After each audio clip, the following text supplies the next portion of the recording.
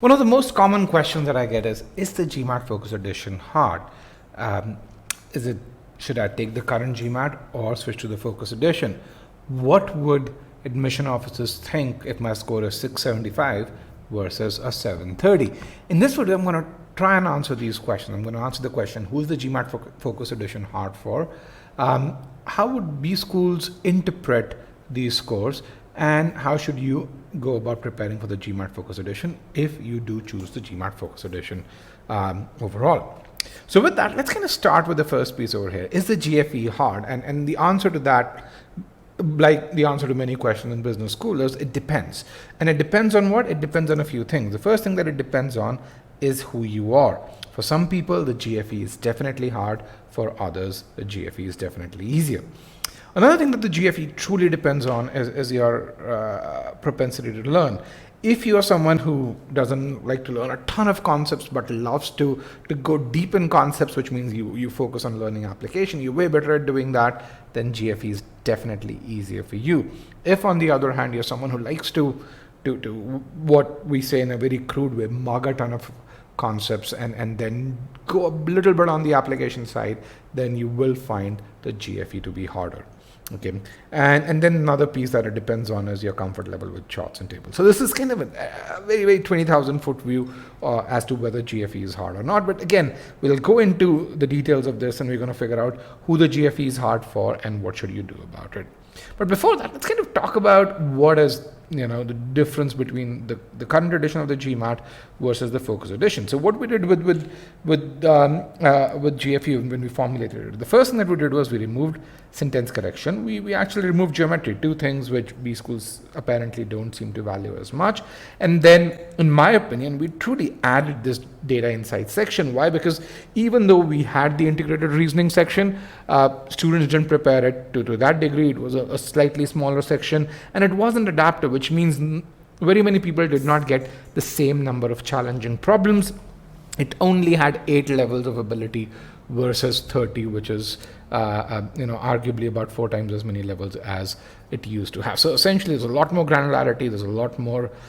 It's a lot more challenging, and you do need to spend more time learning this. Just to add some context over here, these are the kind of charts that you'd get in the GFE if you want to do this, or these are the kind of table analysis questions. And again, I've not shown two-part analysis or MSR, but again, this gives you an idea of the kind of question that you're going to see in the data insight section of the GMAT Focus Edition. And by the way, if you're interested in solving more of these questions, our Scholarium platform is there. It's a phenomenal way to practice questions. And then if you find that your ability is not where it should be, take a look at our courses where we start from the very basics and take you to the highest ability levels. All right. But before we talk about who the GFE is hard for, I want to just make sure one thing is absolutely clear. The GFE is a better exam if you are someone who wants to do an MBA in the 2020s. If you're someone who wants to lead in 2020s, if you want to be the next CEO, the next CFO, the next CTO, the GFE is a better exam for you. It's better than the current GMAT. It's definitely better than the GRE. It prepares you for success in 2020s in a very AI-driven world. I have another video where I argue why the GFE is a better exam and why it prepares you or it helps you get the skills that employers are looking for. And another thing why the GFE is better is because it helps you make better data-driven decisions, and data-driven being the key operative word over here. So with that, let's kind of talk about who the GFE is hard for. And to do that, we've got to understand what is hard, what is difficult overall. And in the context of GMAT, remember, we are not talking about rocket science here. What we're talking about is essentially acing an exam, putting in a few extra hours to get to our target GMAT score. So for me, hard or difficult has two components to it. One is, am I going to take longer to get to the same score? And even if I put in those hours, even if I put in that effort, is my likelihood to get to a certain score a lot lower? Why? Because maybe I am not as familiar with the kind of content that's now tested on the GFE, which was not there on the GMAT current edition. And these together lead to this challenging or difficulty level aspect of the GMAT Focus Edition. Okay. So to kind of figure out who the GFE is hard for, I'm going to worry about three different segments. Segment one is someone who's from an arts background, someone who doesn't deal with quant, who doesn't deal with charts, and so that's segment one. And definitely, given GFE's focus, increasing focus on data, the GFE is going to be harder for this particular segment. Yes, if you belong to the segment, you're going to take longer to get to the same score with GFE as you did with the GCE. And for you, what this means, and let me just write it out over here, what this means is you have to do those additional studying.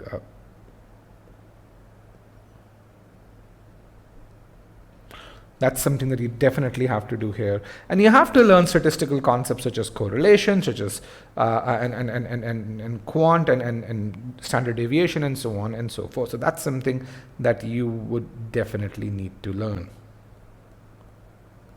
Now, there's a second segment over here, someone who's an engineer or a commerce student who works as a consultant or who works in decision making, more specifically data-driven decision making. That particular individual deals with charts day in and day out, and again is very familiar with quant concepts and fundamental quant concepts. We're not talking about probability distributions. We are not talking about confidence intervals.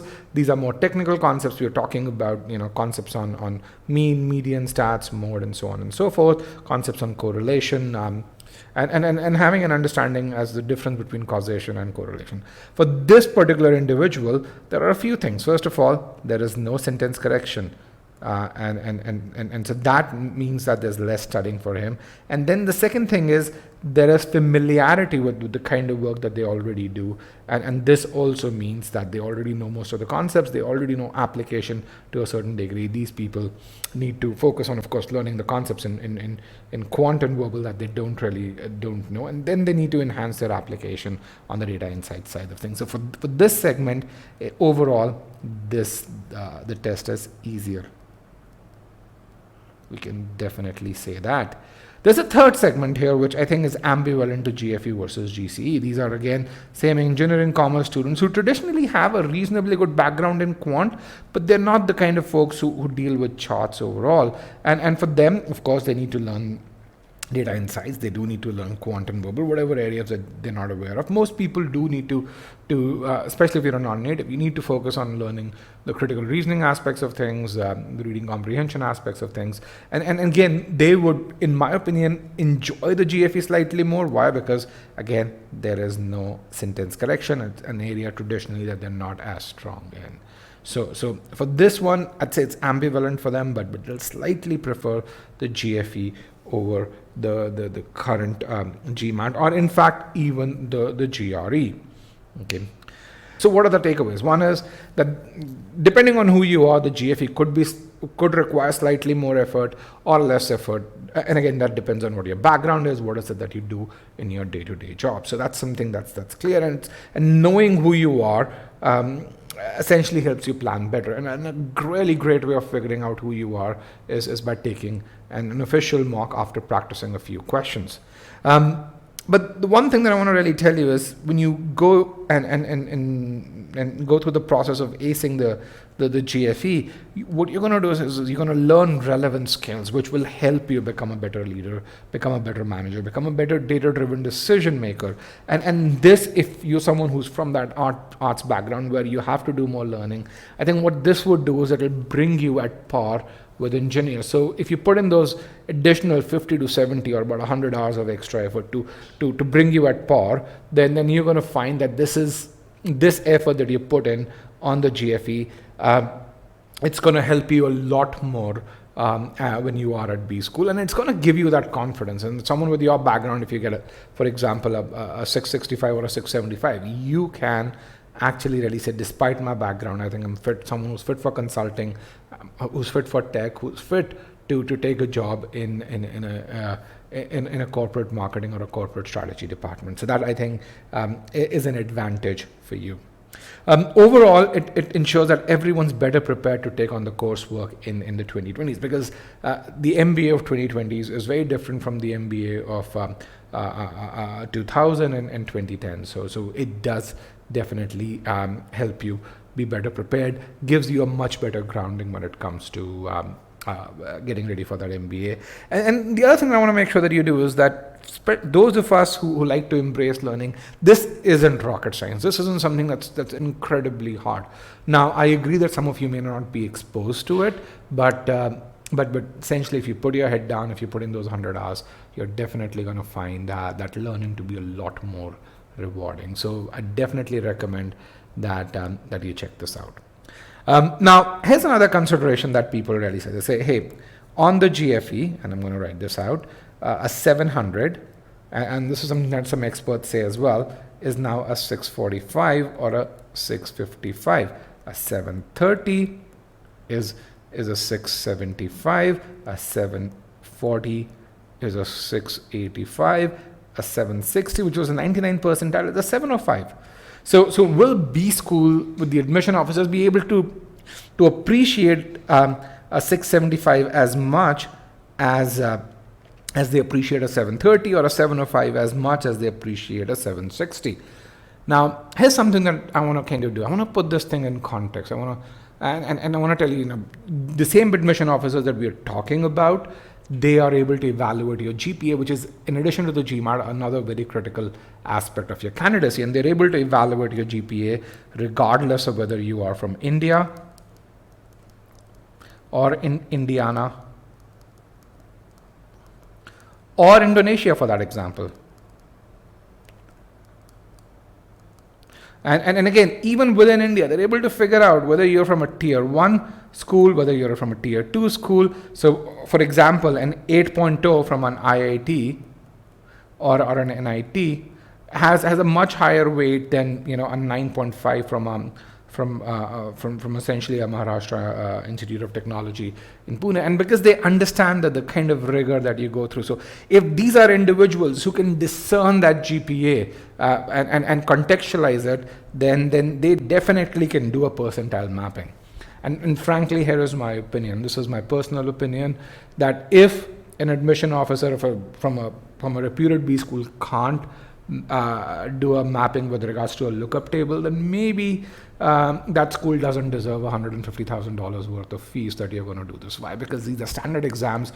The percentile tables are available to the admission officers for upwards of a year right now.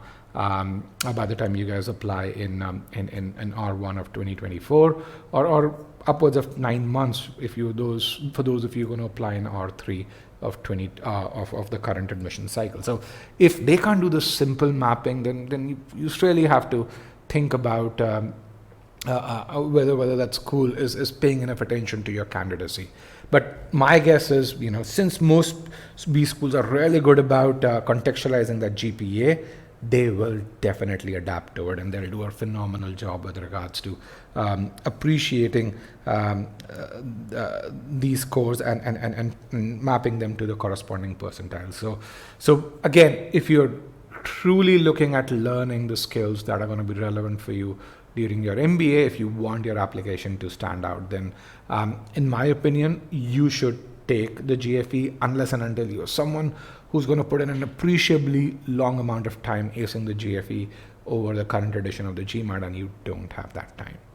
With that, as I always say, happy learning. And if you have any questions, you can write to me at rajat@e-gmat.com.